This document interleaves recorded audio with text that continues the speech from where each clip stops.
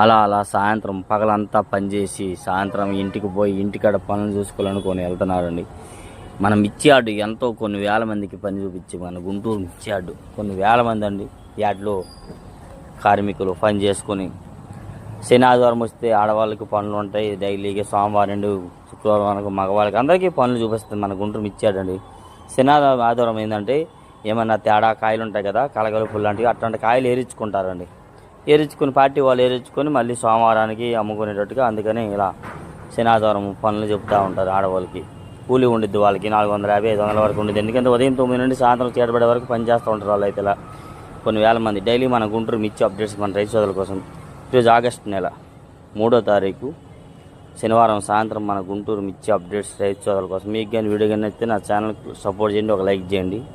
Daily మన గుంటూరు మిర్చి updates చూడండి, పని చేసి ఇంటికి పోతున్నారు. Video like